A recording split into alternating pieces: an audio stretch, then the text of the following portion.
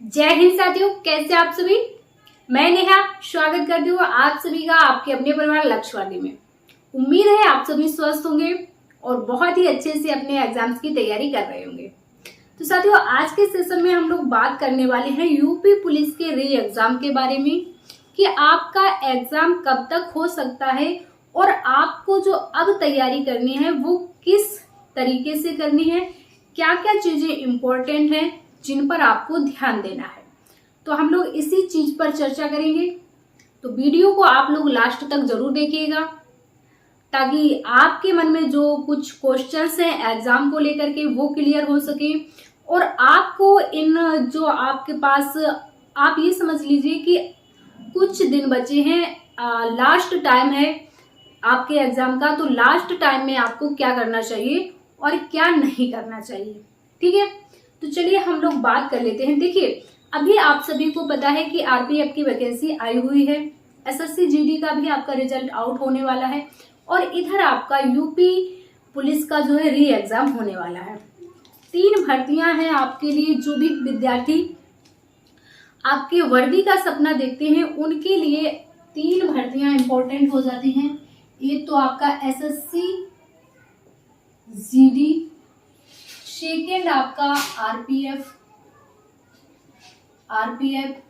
और आपका UP police. ये 3 जो है वैकेंसी है जो आपके सामने है और आप तैयारी ज्यादातर जो विद्यार्थी हैं इसके हैं, है ना। लेकिन इन विद्यार्थियों का क्या है, कुछ जो है माइंड जो है डिस्टर्ब हो चुका है। डिस्टर्ब का मतलब ये है कि जब से आपका आरपीएफ की वैकेंसी आ गई है तो यूपी पुलिस वाले कुछ विद्यार्थी यहाँ पर झुकाव हो गया है। यहाँ से कुछ विद्यार्थियों का झुकाव इधर भी हो गया है कि भाई इसका पता नहीं कब एग्जाम होगा, ये वैकेंसी आई हुई है, इसमें फॉर्म अप्लाई कर दिया है, इसकी तैयारी कर रहे हैं या फिर इसकी तैयारी कर रहे हैं। तो बहुत अच्छी बात है, आप इसकी भी तैयारी कीजिए और इसकी भी तैयारी कीजिए। और आप इसका तो एग्जाम भी दे चुके हैं, इसमें आप फॉर्म भी भर चुके हैं, है ना। यही सिचुएशन है ना।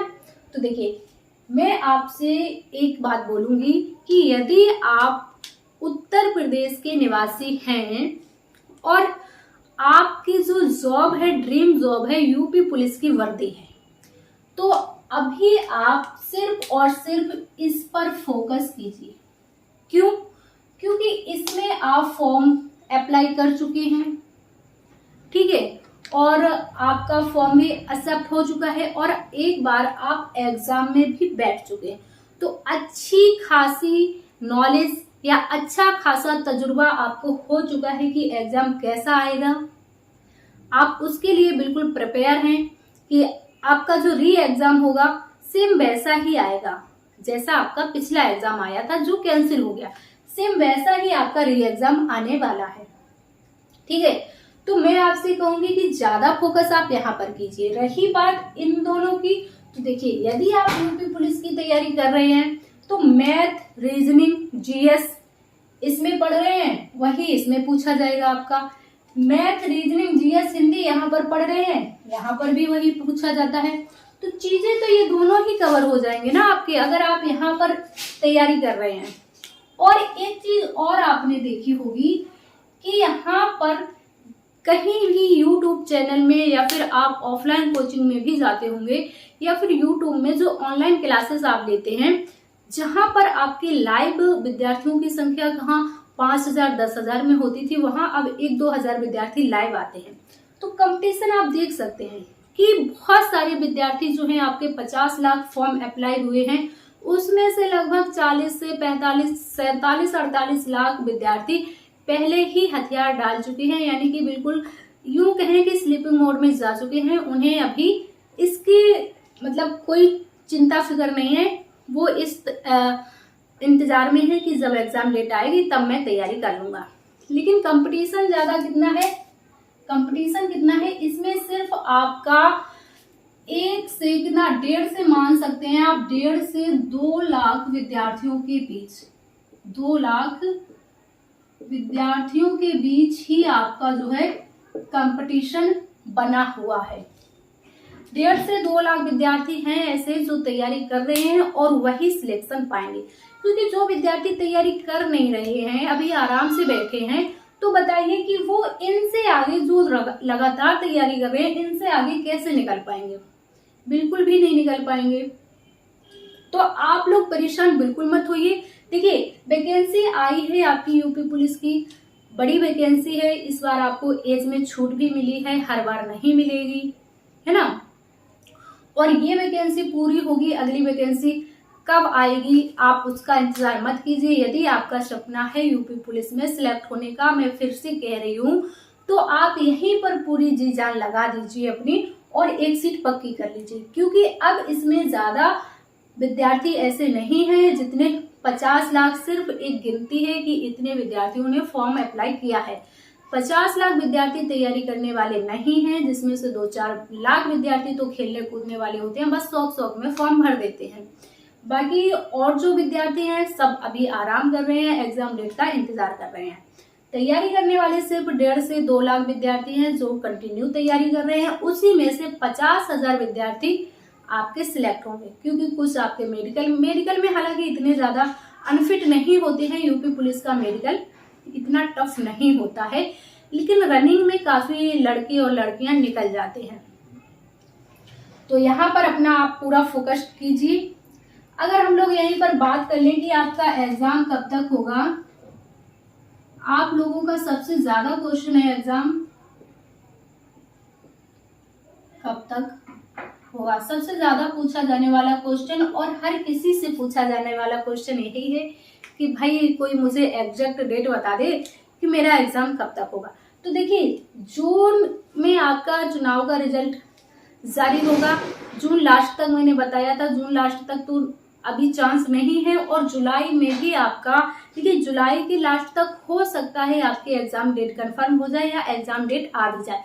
लेकिन मान के चलिए आप अगस्त में आपका एग्जाम जो है कंफर्म हो ही जाएगा कि अगस्त में आपका एग्जाम होना है, किस डेट को होना है। ठीक है, तो ये चीज आपको समझ में आ गई। अब इसके बाद अगर हम लोग बात कर लें कि जो आपका इस बार यूपी पुलिस के एग्जाम में एक बड़ा बदलाव देखने को मिला था, वो क्या था? वो था आपका मानसिक अभिरुचि का, है ना। ये जो सबसे बड़ा बदलाव है आपको यूपी पुलिस के इस बार एग्जाम में देखने को मिला था। इसमें आपके 13 क्वेश्चंस आए हुए थे जिन्होंने विद्यार्थियों को अंदर से हिला दिया था, झकझोर दिया था। हालांकि ये आपके सिलेबस में है, सिलेबस में दिया है कि मानसिक अभिरुचि से क्वेश्चंस पूछे जाएंगे, लेकिन ये आइडिया नहीं था किसी को कि क्योंकि पहले ऐसे क्वेश्चंस आपके यूपी पुलिस के एग्जाम में नहीं आए हुए थे, तो ये आइडिया नहीं था। इसलिए इस बार आपको ये चीज भी तैयार करके चलनी है कि 13 क्वेश्चंस आएंगे, उसमें आपके 13 में से अगर आपने 10 क्वेश्चंस भी सही कर लिए तो 10, एक क्वेश्चन आपका 2 नंबर का होता है, 10 दूनी 20 नंबर बहुत नंबर होते हैं। आपको बहुत बड़ा अंतर देखने को मिलेगा, 20 नंबर बहुत होते हैं। बच्चे पॉइंट से रह जाते हैं, 20 नंबर तो आपको रैंक में लेकर आएंगे। तो मानसिक अभिरुचि को आपको कहाँ से पढ़ना है? या तो आप कोई अच्छी सी बुक ले लीजिए मार्केट से, वहां से पढ़ लीजिए। और दूसरी बात कि इस चैनल पर मैं बहुत जल्द आपको मानसिक अभिरुचि के क्वेश्चंस करवाने वाली हूँ, मानसिक अभिरुचि पढ़ाने वाली हूँ। तो यदि आप चैनल पर नए हैं तो चैनल को सब्सक्राइब जरूर कर लीजिएगा। क्लास अगर आपको सेशन अगर पसंद आते हैं तो आप सेशन को भी लाइक कर दिया कीजिए, ठीक है। तो मानसिक अभिरुचि पर आपको अच्छा फोकस कर लेना है। और मैं फिर से आपसे कहूंगी कि अगर आप इसमें आप तैयारी कर रहे हैं, फॉर्म आपका भर चुका है, तो आप पूरी तरह इसमें ही फोकस्ड रहिए। आप इनके भी एग्जाम दे दीजिए, बिल्कुल दीजिए, इनके भी एग्जाम दीजिए। एग्जाम देने से आपको अपनी तैयारी का पता चलेगा, ठीक है। लेकिन आपको अगर ये पसंद है, आपने फॉर्म भरा है, तो आप पूरी जी जान लगा दीजिए इसी की तैयारी में, और सिलेक्शन आपका जरूर हो जाएगा अगर आप पूरी मेहनत और पूरी ईमानदारी से तैयारी करते हैं तो, ठीक है। तो आज के सेशन में इतना ही बताना था। जानकारी आपको कैसी लगी है कमेंट्स में जरूर बताइएगा। चैनल पर नए हैं तो चैनल को सब्सक्राइब कर लीजिएगा। पसंद आया हो तो लाइक कीजिएगा। हम मिलेंगे आपसे नेक्स्ट सेशन में, जब तक के लिए स्वस्थ रहिए, अच्छे से अपनी तैयारी करते रहिए। जय हिंद।